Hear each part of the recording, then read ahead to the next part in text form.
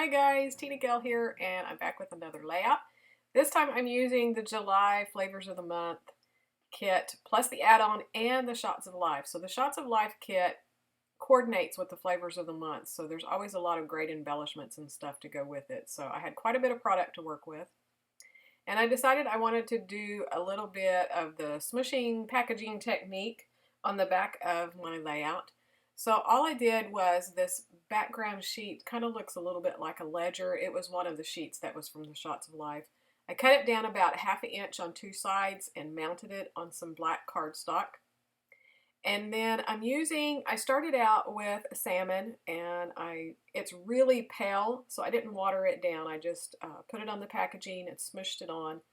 And then I went for some gold, and I went ahead and just splattered it. So I splattered as well with salmon, and I decided I want to kind of do all the splatters first so they would dry and then kind of do smushing over it. So this one here is the coral, and it's pretty vibrant. And you could see beforehand there was a splotch right in the center, so I had kind of tested it to make sure that it was going to be a good match, because when you just look at it, it doesn't really look like it matches that well with this collection. But it really, really does. It's almost a perfect match for the pink in this collection, which this is Pebbles Girl Squad. I absolutely adore this paper. I love those florals and the colors and on that black.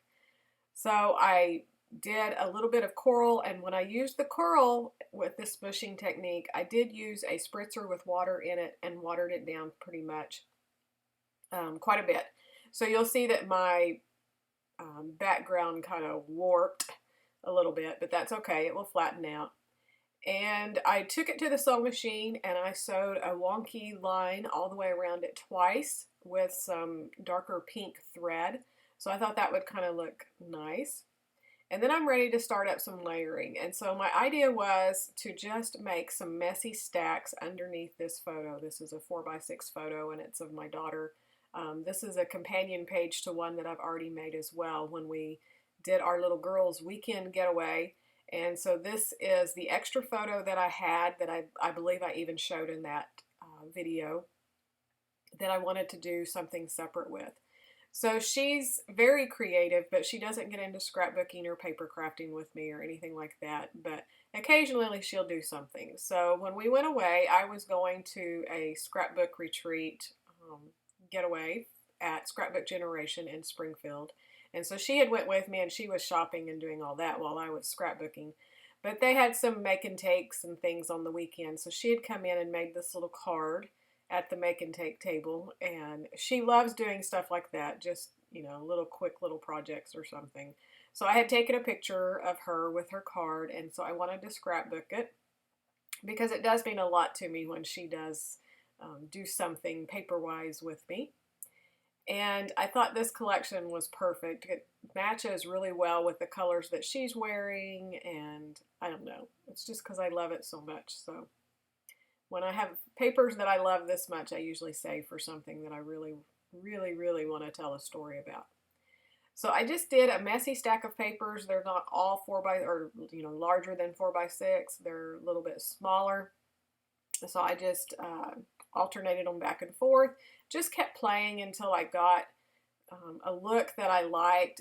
The one thing that I was looking for was making sure that papers that were real similar were next to each other, kind of having something to break apart. So I put that pink chevron in between the blues and the blacks to kind of break up the colors and the design. And then that coffee cup, I had originally just was going to put it to the right, but I felt like it was a little bit more distracting, and so I had moved it to the left. And I didn't care for it as much there because then it was against the white background and it was kind of getting lost in that. So I pushed it back and just pulled the pink chevron out where there was more of it showing and more of the black with the floral showing. And so then I was a lot happier. And I put the pink with the flowers off to the right because then it will be enough difference between the background but yet not be real honking, distraction for you. Then I took I think some of these are branding strips and some maybe I cut down to just narrow. And I'm just going to make some horizontal strips. And this design is going to be like a backwards L. And I ended up pulling out some washi as well to create some of those strips because I wanted some narrow and some thicker. The only thing I wished I would have done once I finished, because I had added an extra washi in over here, it got a little bit further into the center of the design than I wanted. So if I had to do it over again, I would push those horizontal strips over to the right just a little bit, just a smidge. It's not enough to bother me to redo it or anything, but if I'd known I was going to put that many washi strips in, I would have moved it over a little bit. Then in the ephemera pack was this little Polaroid frame, and I loved it, and it had #awesome. So I knew pretty soon on that I wanted to get that onto the layout. So when I went through the embellishments, I had some ephemera pieces, the sticker sheet, and I have this puffy sticker word sheet, and it had the word create. So I knew I was going to put that into my title. And so I'm just pulling out the pieces that I knew that I wanted that worked well and trying to decide how I can build up that cluster there to the left of the photo and how I wanted to kind of work my title out. There was also these little flower stickers, and I loved those. I love putting flowers in. And again, just like from the last layout, I pulled out the Oasis from Crepe Paper, that collection, because several of the colors repeat in that one, so there's some great embellishments. So I'm going to pull some of the gold embellishments from that sheet again, just like I did on the other page that had this collection. Put some more washi tape over here to the left so that I could get a horizontal. So I needed something to kind of ground my title and that little embellishment cluster that I'm doing. So I went ahead and backed that Polaroid frame with that light pink paper. I really felt like it needed something. It was a little bit too distracting with the background having lines and then also the misting and stuff that I had put in there. So I just wanted something solid, but yet I wanted it to be a print so that it would be interesting to kind of carry that feel of those messy background papers coming out and across too. So I backed it, and then I definitely wanted to put the cell phone here with the word hello on it, because in the other layout that I did, she's sitting in the floor playing on her phone, and so I wanted to get that cell phone in there. So it says, hello, you're great, awesome, and then create. So all of that's going to be my titles, subtitles, whatever. And these flowers over here, I'm going to go ahead and pop dot up so I have a little bit of dimension over there and can tuck some other things in. I also have these puffy stickers. So I wanted to put the flowers in. I had a couple of flowers, and you'll see me, I go back and forth picking them up, trying to decide which one I want where. But I really do like that little like 5-petal one down at the bottom, so I end up getting it back down in there.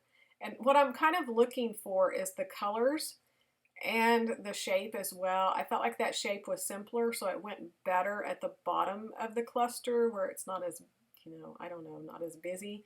And the one that had more petals up towards the top where it's on top of the busy background paper, it just kind of blended in more. And then the dark pink one was the flat sticker sheet.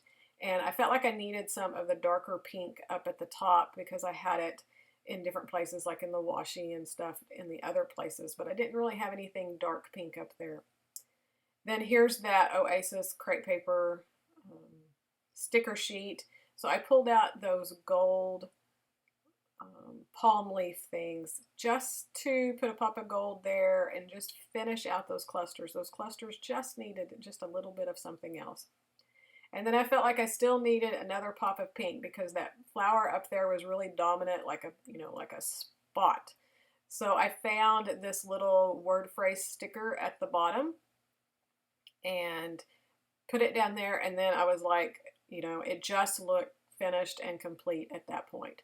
So I went ahead and got my mist back out and splattered just a bit more. I had covered up quite a bit of the little droplets, and I just wanted just a touch, and I also wanted it on top of the design just a little bit on the stickers. But that's it. I'm going to put my journaling in and then call it done. So here are some still shots. Hope you enjoyed that. I'll put a link to the other video right here, and you can subscribe by clicking on my face here if you're not already a subscriber. Thanks so much for watching and joining me for a video a day in July, and I will be back tomorrow. Have a great day. Bye-bye.